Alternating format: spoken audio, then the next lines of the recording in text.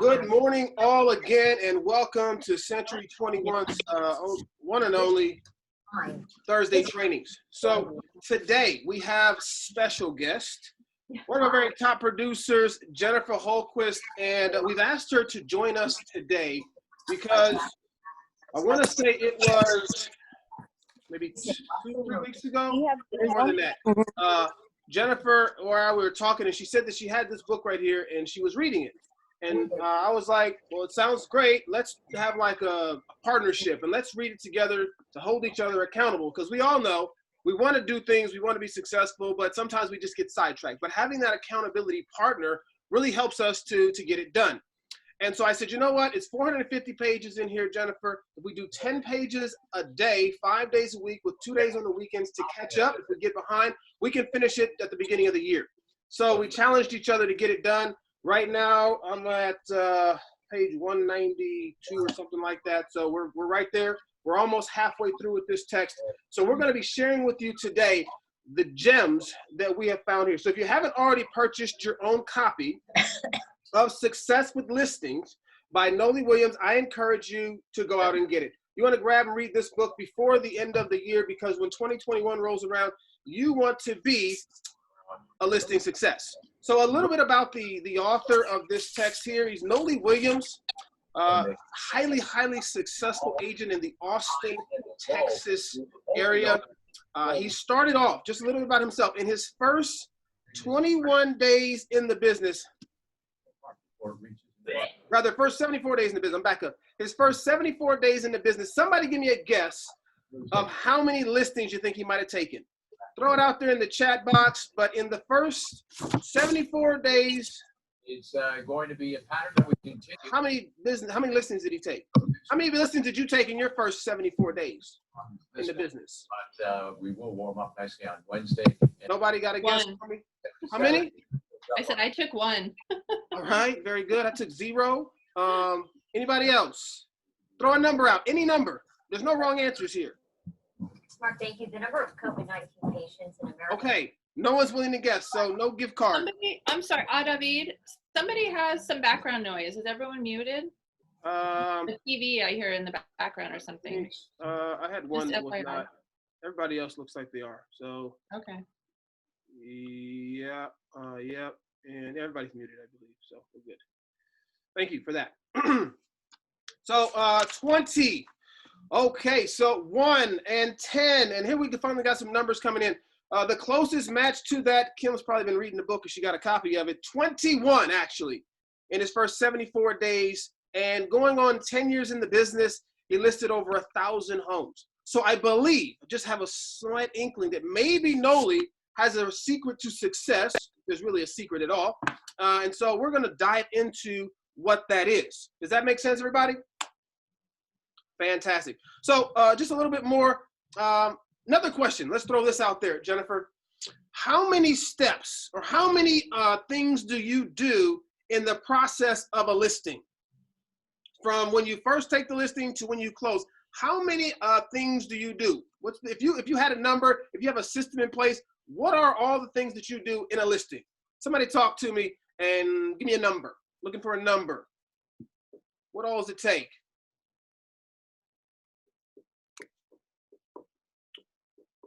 Nothing. Silence. You know what that means? We don't have it written down. That's fine, because I don't have it written down yet either. Jennifer, how many steps does Noli say that he has for a listing?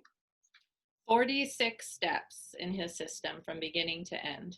46 steps. Did you know that there were 46 steps in a listing? I mean, think about it, right? You thought you signed the listing contract, you stuck a post in the ground, and you got a check, right? Is that what we all thought it was? Right? No, that's not the case, right? And so of those 46 steps, we're not going to go into depth into all of them, but I'd like Jennifer to share with us. There's 3 that she's found to be that she can implement into her own business. And so I'd like her to go over those with us right now. If she can just kind of take the lead on that now, the 3 steps that you found that stood out to you that you can implement into your business. Sure. And just to start out, everyone, when I first read the first part and he was like 46 steps, I was like, oh my gosh, how am I ever going to do like 46 steps? But just FYI, if you get the book and you read it, a lot of the steps are things you probably already do. And of course he, divided up each step into little things, like inputting the listing on the MLS is a step. Well, obviously we already all do that step. So there was a few in particular that caught my attention because I was like, oh, you know what? I'm not doing that. And I think that this would really benefit my business and all of our businesses. So one of them, which I think was probably the easiest one, and some of you might already do, but I never typically did, is his step 7 was after you had your phone consult with the potential seller and set up the listing appointment, he always send a follow-up email. So you need to send a follow-up email and just, help solidify that you're the agent of choice. So, thank you for, chatting with me on the phone. This is when we're meeting, and send that email. So I'm not necessarily good about doing that. The other thing that his next step is dropping off a pre-listing package. That is one of the keys to his whole system. I do have a seller folder, and for a long time I was dropping it off on doorsteps or knocking on their door and leaving it with them prior to my listing appointment. To be honest with you, lately I've gotten kind of lazy about that. I think mostly because I'm not particularly happy about what's in my seller folder and that pre-listing information. So I wasn't dying to go drop it off because I didn't feel like it had enough value. And so I think that's why I stopped doing it. But he talks about how important it is to drop off that pre-listing package, which we'll talk about later, what's in the pre-listing package. And the other one that I thought was an awesome idea is when you are picking up your listing sign at the end of the transaction, or you go there to get your lockbox or whatever. He talks about making sure that you are trying to reach out to the buyer, knocking on the door, asking them, how they like their home and if they're getting settled and if they have any questions. And then I haven't gotten into the details yet, but he says he does a love it or leave it guarantee and resale coupon. So he says, which will greatly increase the likelihood of you relisting the property in the future. So I'm anxious to read more about that, but I was like, what a brilliant idea to do that. So those were, I think, the main ones that caught my attention and that were unique. And touching on that last one that Jennifer just brought up there is, having that conversation, getting to meet those buyers. We all know that the National Association of Realtors did a survey, and that 85% of buyers, sellers would work with their past realtor or agent, but only 12% do, right? 12%. So the likelihood of those buyers working with their agent in the future is very slim. So it's imperative for you to have that conversation, to start to build that relationship with them now, because when they go to sell, which is going to happen, who are they going to call?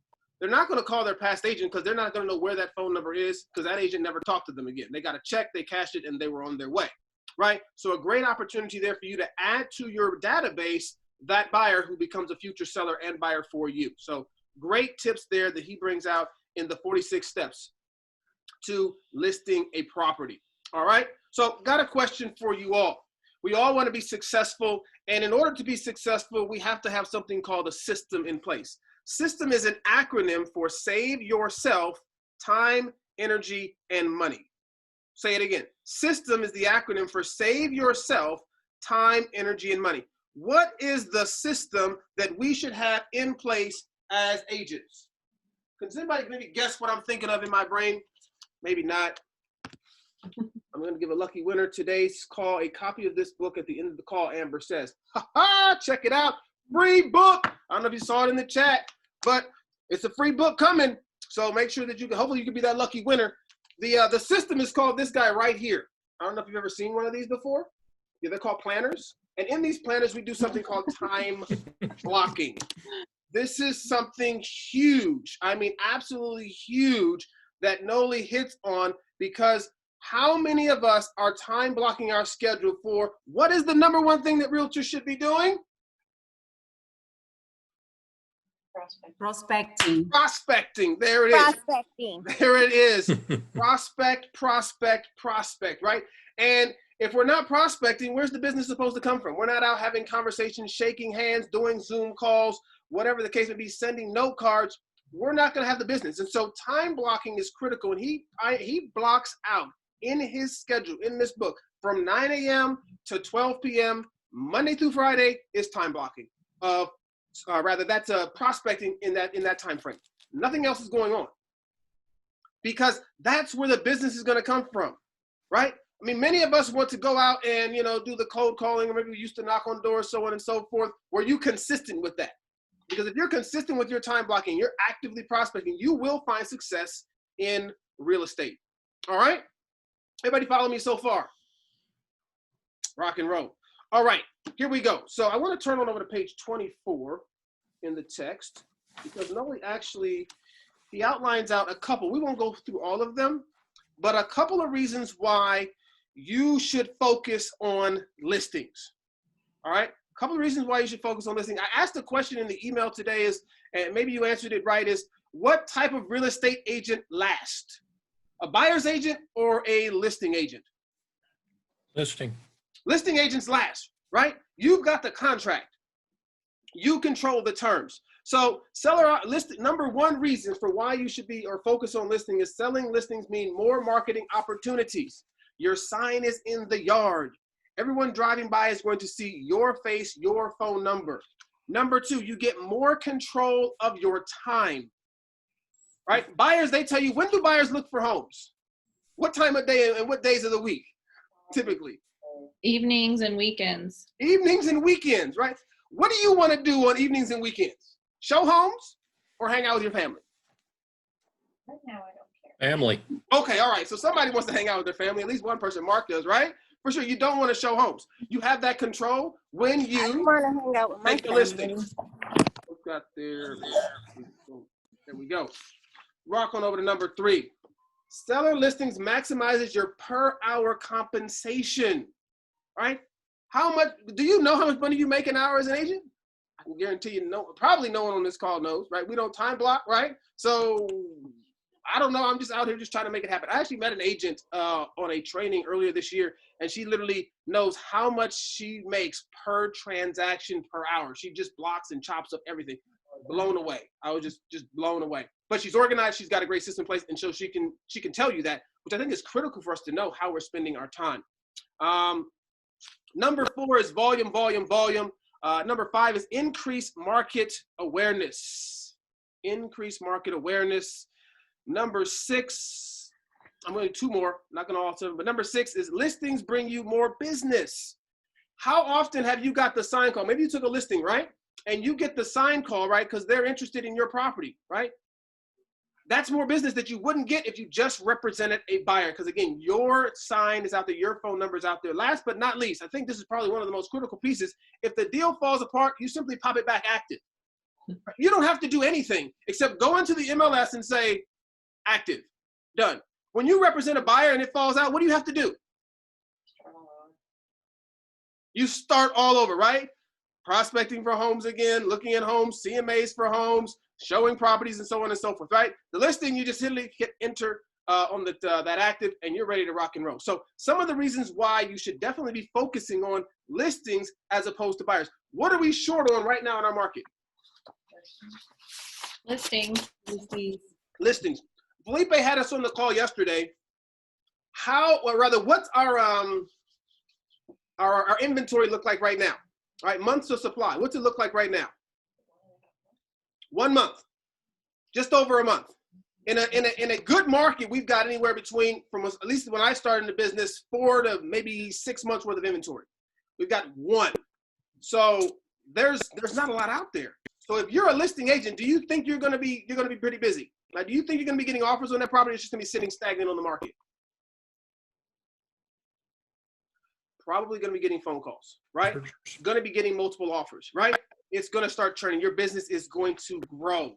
So I highly encourage you to focus on the listing side. That's the whole purpose of this right here. When Noli started out, all right, and I'm gonna touch on this and we're gonna get back to it, but just in the beginning here, when Noli started out, he said he started out reading the book, The Millionaire Real Estate Agent by Gary Keller.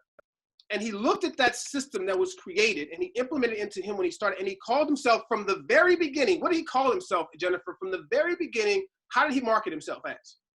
As a listing specialist. That's what he put on his business card instead of realtor. Why do you think he did that? How did that help him stand out maybe? Fake it till you make it. Yeah, as Maria just said, fake it till you make it. Fake it till you make it. They'll tell you that all the time in the business. But if it said, think about it.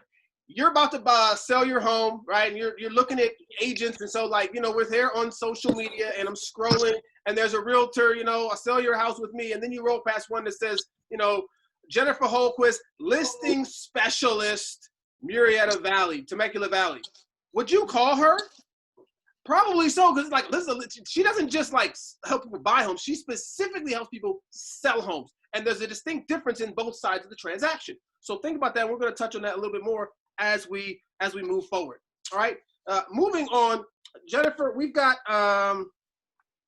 something that Noli says he wants to do, and that is to become a celebrity. All right. He says he wants to become a celebrity in his market, in his community. And what ways does he say he can become a celebrity? I'm going to let Jennifer kind of take back over here a little bit what she was sharing, what we've learned together, I should say. Yeah, so he talks about becoming a celebrity, which partly David was touching on earlier, for the point that, when you have a listing, you have the ability to, you have your listing sign in the yard, you're holding open houses, and so your open house signs can be out there every weekend. You can be, marketing the neighborhood with a, a just listed and a just pending. But he talks about 3 tools that every celebrity should have as far as a celebrity realtor goes. One is your book. And so he does have every realtor basically write a book. We'll get more into that. Don't panic like I did when I was like, what? I'm supposed to write a book? Oh, no problem. Just whip that out. Your pre-listing package is part of, helping you become a celebrity. And then he talks about your movie, which is like your virtual listing presentation. So you're actually showing up at the potential, you make your listing appointment and you are bringing to their door your book, your pre-listing presentation, and your movie, or sending it to them via email or whatever. So they have all of that before you even walk in their door. Now, how many of us currently have, we know no one's got a book because I haven't seen it, so we'll just skip that part. I haven't even seen anyone's video yet, but who's got a pre-listing package? Let's just start there, right? Who's got their pre-listing package? Right now, you get a call for a listing, you can drop that off tomorrow. Who's got that ready? Crickets. That's what I hear is crickets, right? We don't have it, right? And that's okay, because we're not here to bash anybody. We're here to say we're going to be better. And this is how we're going to be better, is by implementing these tools. Now, Noli actually offers these to us, right, Jennifer? Yes, so we don't actually have to build them ourselves. But how does he offer that to us? Just kind of explain that to us just a little bit, all right? Because how long does it take to write a book? I don't know. And I think he said that he spent 300 hours. David, was that to just write the book, or was that to create everything? I think just the book, maybe. The book. Mm-hmm. Yeah. So it's a 10-chapter book. And he spent about or over 300 hours just writing the book. And then there's all sorts of materials that he can provide to us. And that has to do with all the stuff that goes into the pre-listing package, which I really like a lot better than like the pre-listing package I have that I was saying. But of course that comes with a price tag of just under $1,000. And I think David and I have both considered actually purchasing it. It's all editable, so you can go in there and, change things as needed. Obviously add your own photos. If there's something more you want to say or something that he says that you don't like, you can take it out. And then he talks about the book. You can, I think, make as little, typically with a publishing company, as few as 25 of them. But in the book, if you guys order the book, he shows, it is a cover on the book, how to sell or something by, oh yeah, there you go. Yeah, do you see that? So your face is on the cover and it looks like you actually wrote a book. So to me, I'm like, wow, think about how much trust we're gaining and what we are showing this potential seller if that's what they're getting on the doorstep from us, especially if you're competing with other realtors. Let's say they have 2 other interviews and the other, realtors have just basically made the phone call, set up the appointment, and then you've given them all that information. So I think that's huge. Here's a question, Jennifer. Can the cost be split? Well, that's what we're trying to, that's what David and I were already asking. We're like, okay, let's say I went out and spent $1,000 and got all this material. It's like, well, then would I be able to share it with the entire office? Like how do they manage that I'm the only one using it? Or would every single individual who wants access to this material have to buy it? So that we haven't figured out yet. Okay. Yeah, but just think about that. I mean, let's just say it cost you $1,000. Right? Let's just say $1,000 that you spent out of your own pocket, right? And now you have a book, right? I dare to say that I would do it. I would just say I would do it. $1,000 and you have a book and you've got everything else that comes with it. Think about the difference it makes and the purpose of the book. And so what's in the book is really, they call it the seller's complete guide. What's one of these called? The complete guide to selling your home. So the book is totally geared at what a seller needs to know to sell their home. Okay, so it's a lot of the content of your listing presentation, all that you do. His idea behind this is to actually save you time, because I was on a listing appointment yesterday for over 2 hours. Jennifer said she was over one yesterday for 2 hours. You spend a lot of time, and it's like if you could get in, and it only says in here, 30 minutes, 45 minutes, you can have a listing presentation be in and out, because really all you're talking about when you get there is price, because they already trust you. You have a book. Imagine if a realtor put a book in your hand, would you compare that realtor to anyone else in the Valley? Absolutely not. Like they're above and beyond anyone else, right? They have a pre-listing package that shows up that has everything that's in your listing right there. So they're going to read it before you get there, right? Then you've got a video. You've got a full-on video. I think he said 3 to 8 minutes long. That basically is like a summary of how you would list their home. Like, oh my goodness, it's just before you showed up, you've already beat everyone else. Like there's no competition for you. And so the goal for us is, again, to stand out from all the competition. And by doing these things, again, Noli in 10 years had 1,000 listings. In my time here that I've been working, I did the numbers yesterday because I had to, 43 sides of transactions closed. That's all I got. I've been doing this for 5 years. I'm way behind 1,000, right? Not even close, right? So think about that as when you think about putting these tools into your business. So again, we've only finished half of this book. We're excited for what's coming next, and we're excited to share you what else we have in regards to it today.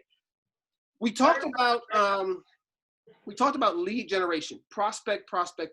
Okay, what is the number one place for you to generate leads? Bathing has the rigid anus. I gotta mute somebody's mic. Don't worry, got it. I'm waiting. Number one place to generate leads, right? Number one place. Most cost-effective place. Oh, there it is, Richard. People you know, sphere of influence, right? Now, Jennifer, he says that there's basically, he calls it the stool, right, Jennifer? And so could you explain to us a little bit about the stool and lead generation from the aspect of Noli and what he does? Yeah, so he gives the analogy of our business being like a stool, and it has 3 legs, and he kind of refers to that as your 3 buckets. So all of your business is pretty much going to come from these 3 buckets. The one and the most important bucket is your sphere of influence. He says that 70% of your business will come from your sphere of influence. And then, of course, has a whole system about how to nurture your sphere and what to do with them. He even has like a newsletter you can send every month that you can pay $4.95 and manipulate it just a little bit. So I was like, oh, perfect, like a monthly newsletter to send out. I do a lot of nurturing, or a fair amount of nurturing with my sphere of influence, but I think that there's parts of it that definitely lack. So I think that's really important. The second bucket, which is your second leg on the stool, is your farming. So if you're out there farming, you're going to get another chunk of your business from your farm.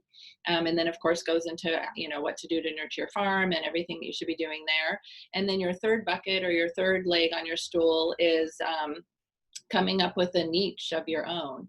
And then he gives a ton of examples of what your niche could be. It could be, divorce sales. It could be probate. It could be FSBOs. It could be short sales. It could be, golf course communities. It could be luxury.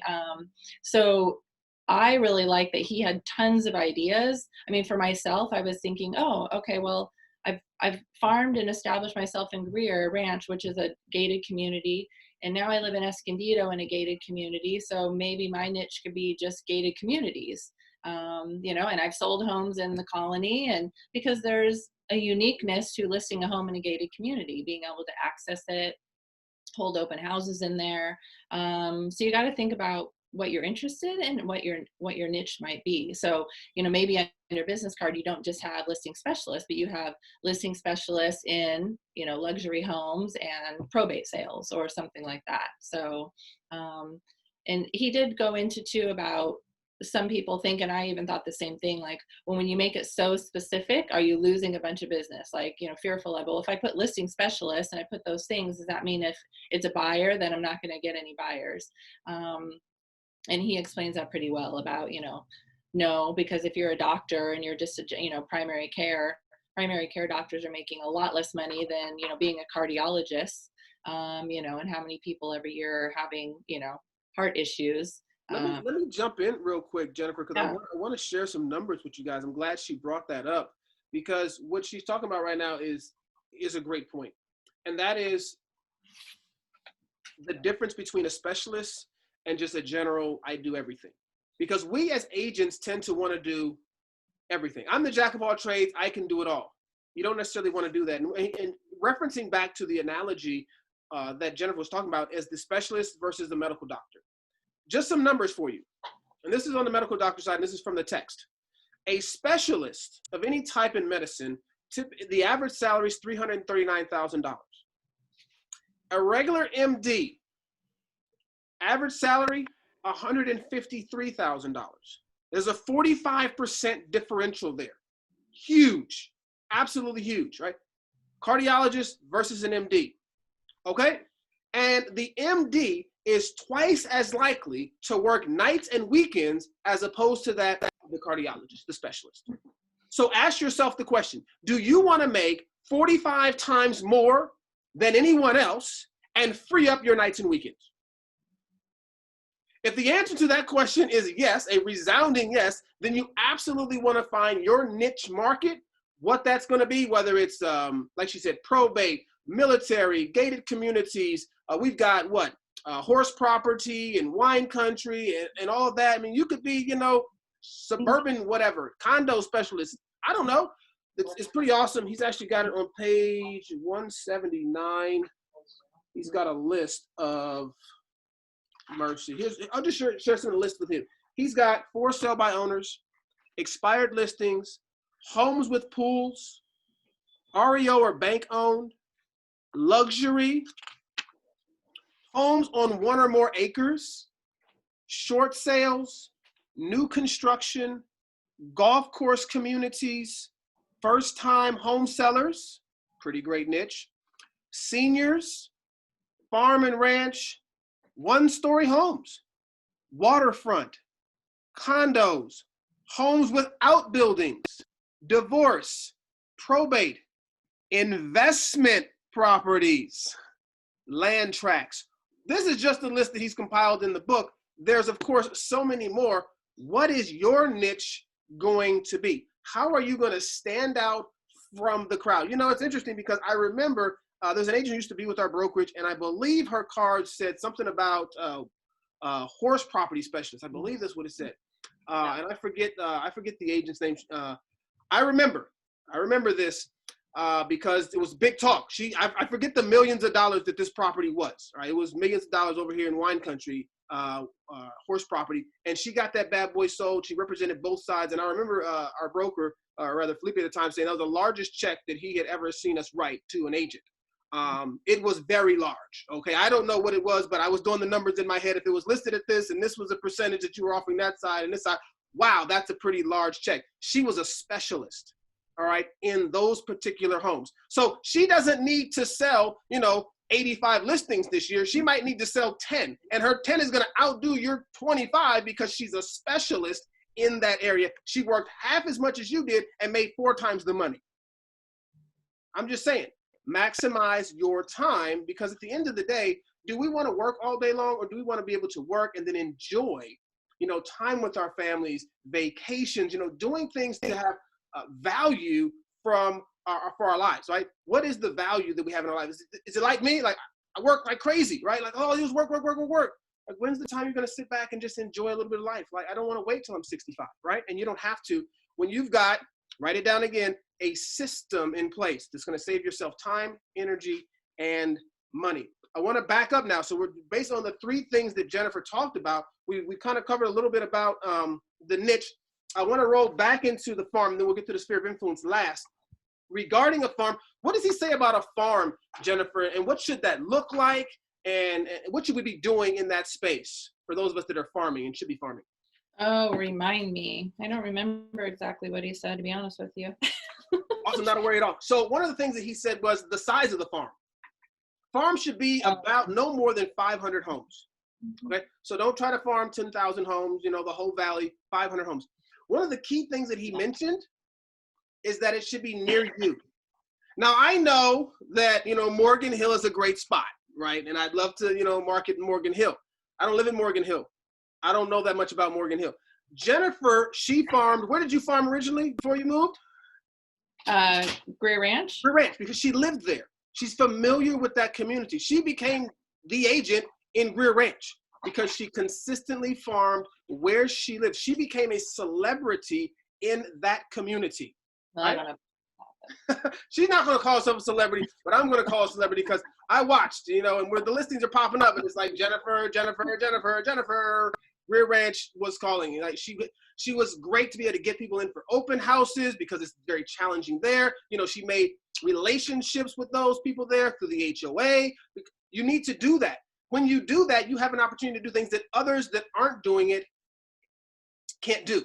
Does that make sense? So your farm, Felipe says the word is consistently. That's the key. Yeah. You should be sending something out to this farm on a quarterly basis at the very least.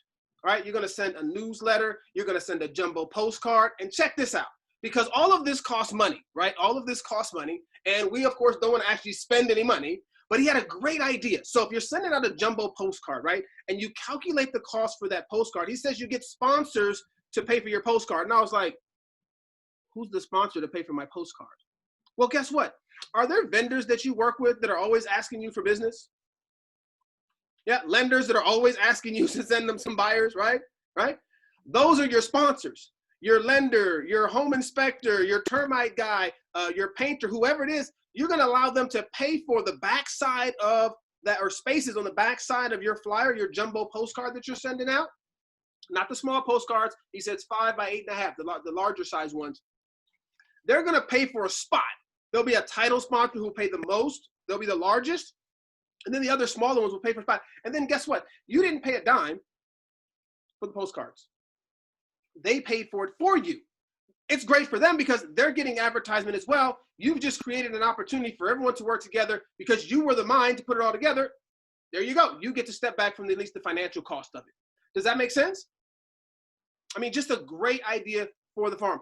I know we don't do it necessarily as knocking on doors like we used to, but he highly encourages also to go out and meet those people. You have to know, we're building relationships. This is a relationship business. All right?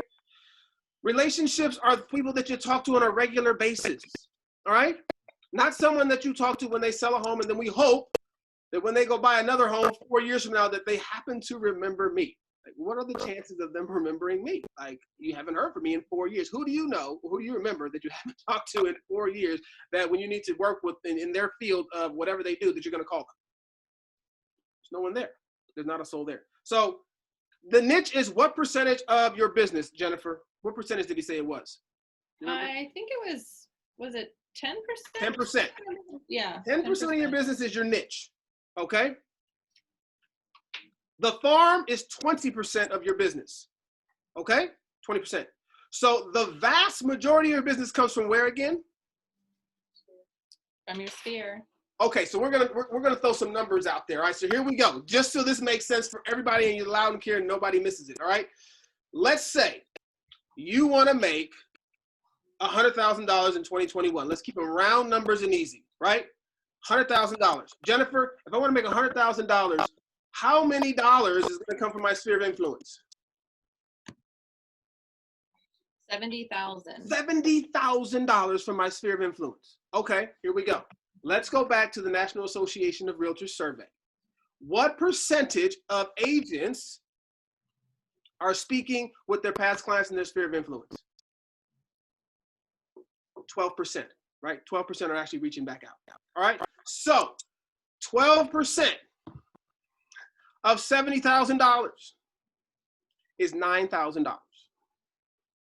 You have reduced your financial opportunity, so we'll call it, from $70,000 to $9,000, simply because we did not maintain contact with those people. That's a huge number. So if you were going to make, let's just say, $100,000, we're going to do fine on our farm. Let's just say we did that right, okay? $20,000. I did my niche right, $10,000, $30,000, and my nine. I'm at what? Actually, no, let me take that back. Yeah, $30,000. And then you throw in what's going to come from my my sphere of influence.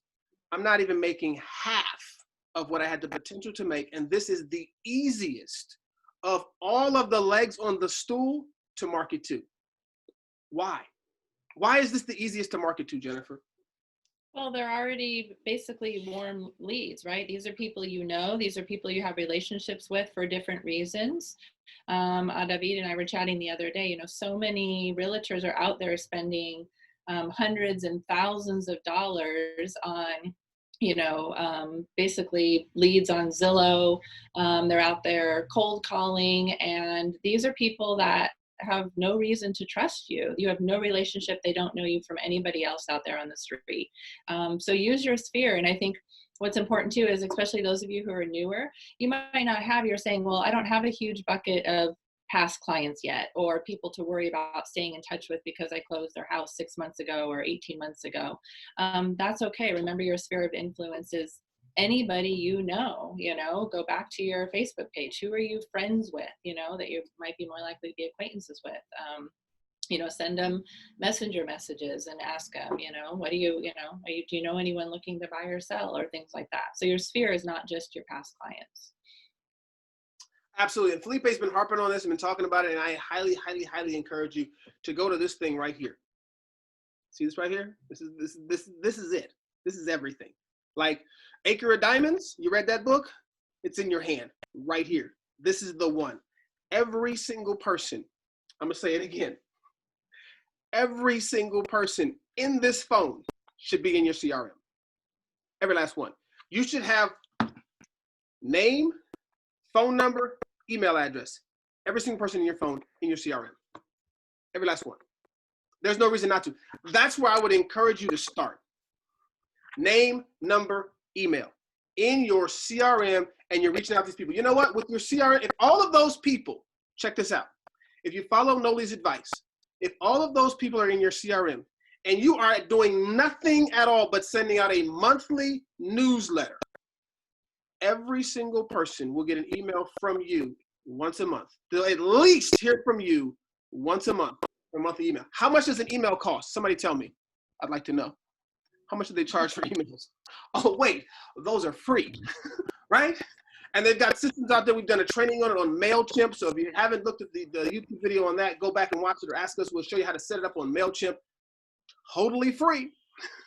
Send it out. I think it's like 2,500 contacts that are free for you to send out every single month. I don't know how many of you have 2,500 contacts. I got like 1,800 in my phone. No, I'm not there yet. So I would encourage you. Sphere of influence is where you want to start because it's 70% of your business. Don't buy Zillow leads. I'm going to say it out loud again. Don't buy Zillow leads. There's no reason. You already have all the leads you need right here. And you've already got their phone number. That's the coolest part, right? You just, hey man, how you doing? Just wanted to say hello, see how your family is doing. This is a great time because of the holidays to see how people are doing. Great excuse to be able to make a phone call. All right? That's the sphere of influence right there.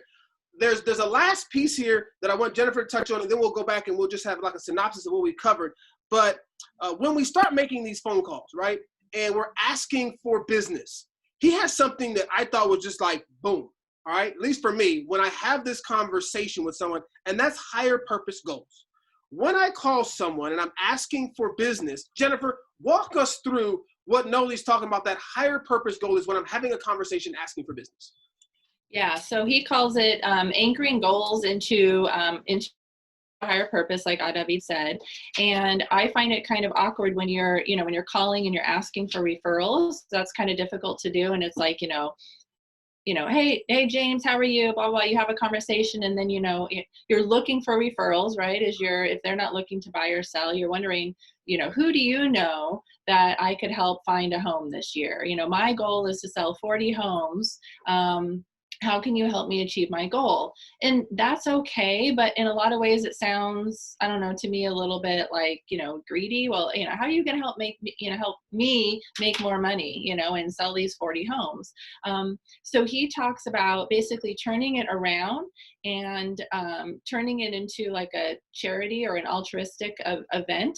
By donating. So if you donate a particular amount of money from each of your paychecks for any reason that you want. So it might be, I was talking to Philip in the office yesterday and he said, today he couldn't be on the call because he was going to be feeding the homeless. And I was like, well, perfect example. So if he's into homeless and helping the homeless and like charity in that way, it's like maybe you're going to give $50 from every paycheck and you're going to go get some food items and you're going to bring it to the local food pantry. So that way, when you're calling your sphere of influence, you can say, who do you know? How can, is there anyone you can refer to me to help me meet my goals of getting X amount of pounds of food into the local food pantry this year? Or in the book, he gives an example of a realtor who was into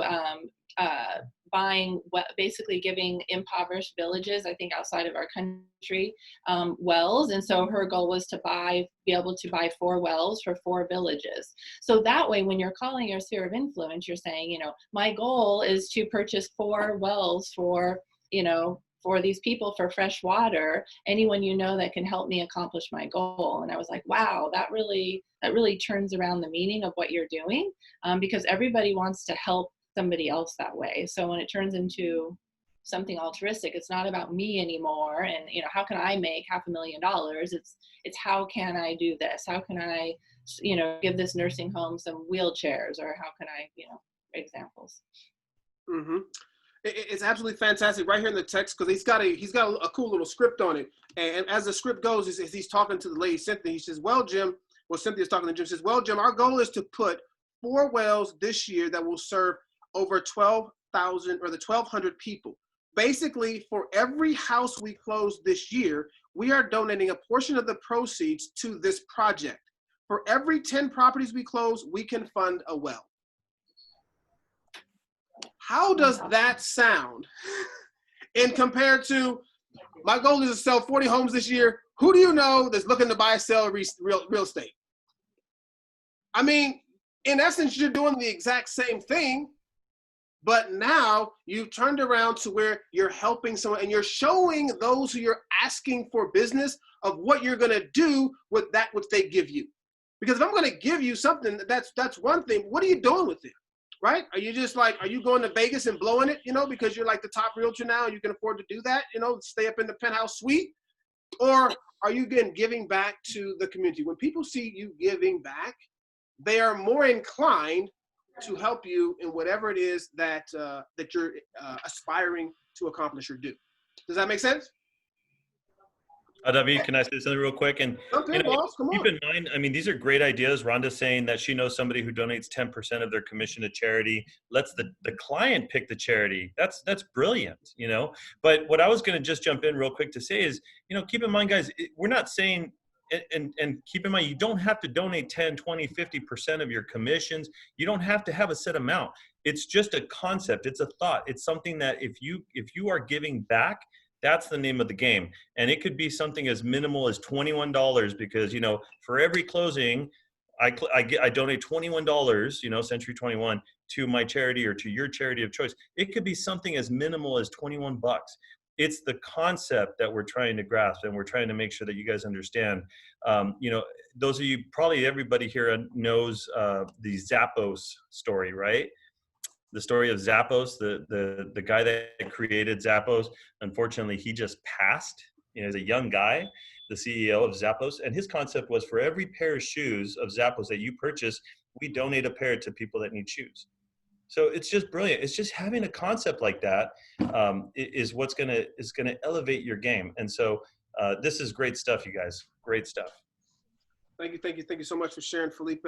So we've got just about 10 minutes here, and we're going to wrap up. I do want to open it up for some questions here at the end, but let's do that. Let's open it up for any questions, anything that we've talked about thus far. I know everyone's been on mute. We've been doing all the talking. So is there any questions, any ideas, anything that you want to know? You can pick Jennifer's brain. She's a top listing agent over here in our office. Now is your opportunity because, again, time is money. And so when this call's over, everybody's going back to work. So the opportunity is there for you. Any of the agents here got any questions for myself or more specifically for Jennifer? I'm going to start. I have one quick question because I know there's a lot of newer agents on the call. My question is, Jennifer, does that mean that you're the queen of Greer Ranch? You're the gated community. You know, you sell like he said, you're a celebrity out there. Does that mean for me as a new agent that I can't farm that area? No, absolutely not.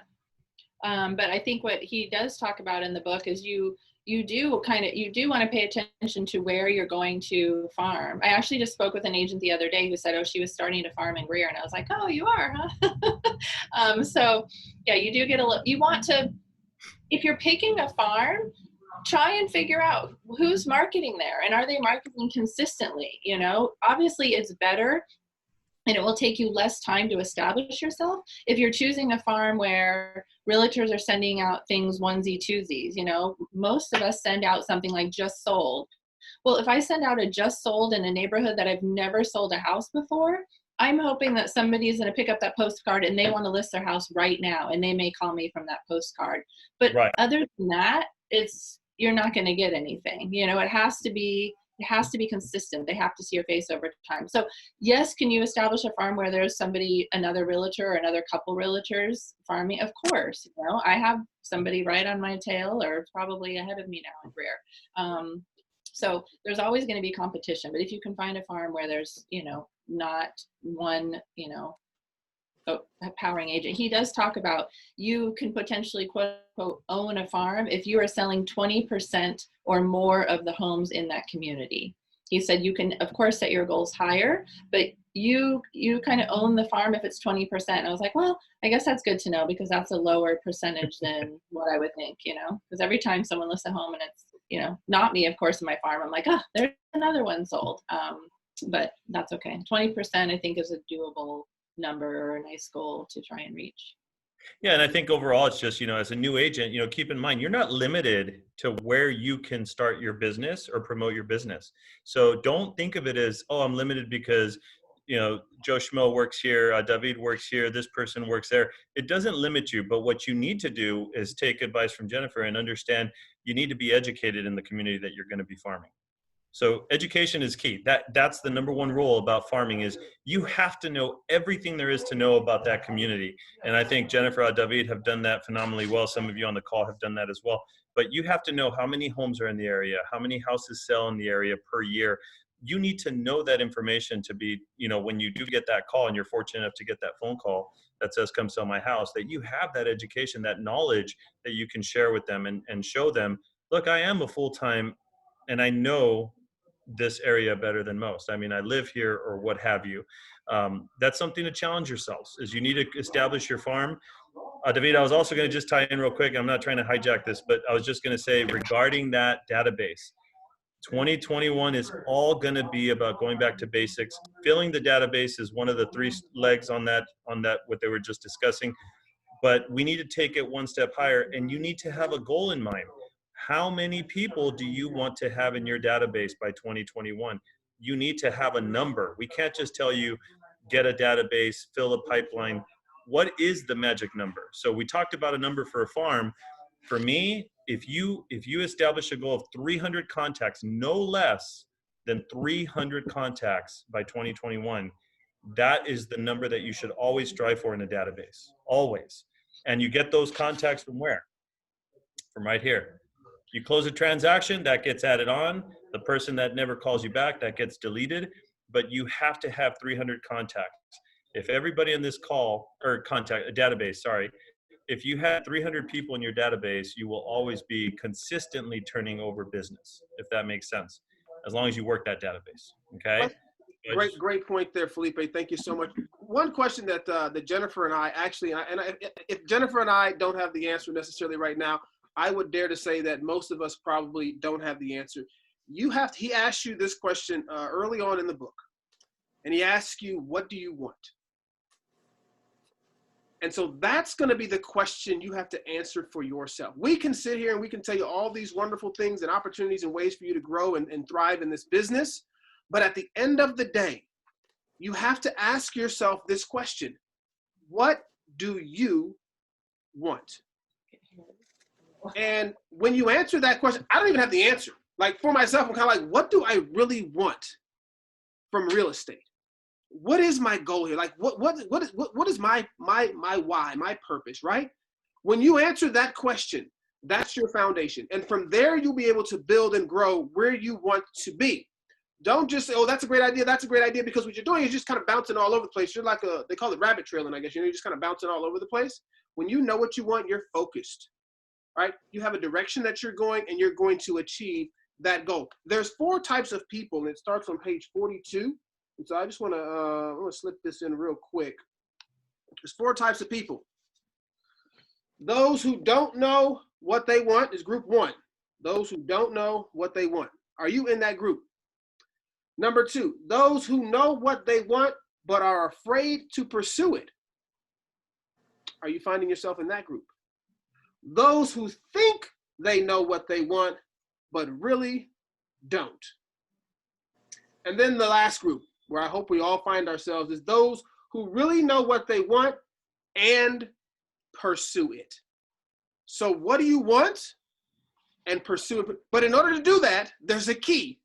You have to do this critical thing. When you have a goal, what do you have to do with that goal to find yourself successful? Who can give me the right answer?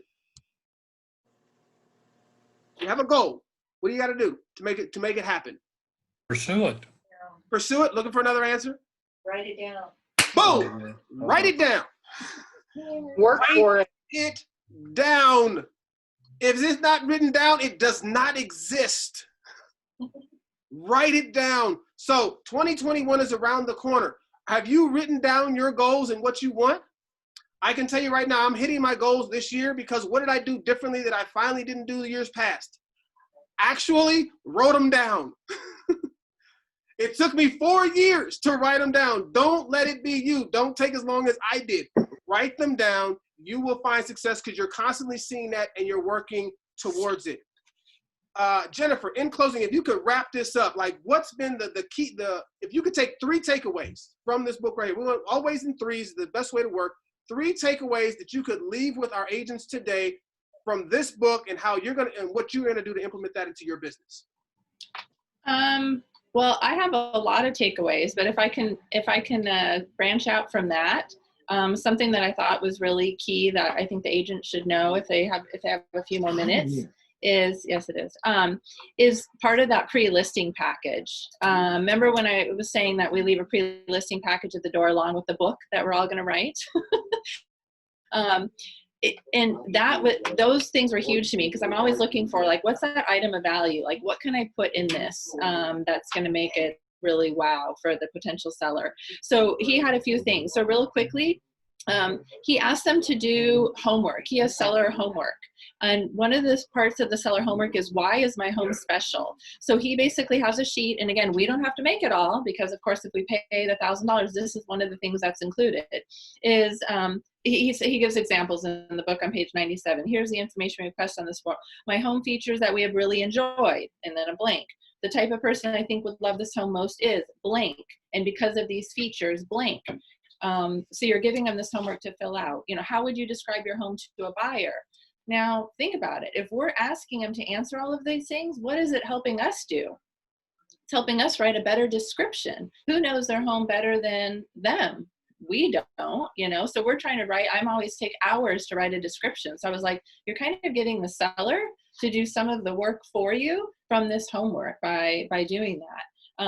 he also includes my property upgrades. So it's a sheet and it has like all the upgrades and the value on the other side. So again, same thing. How much time do we spend walking around the house when we get there, which we're still going to do.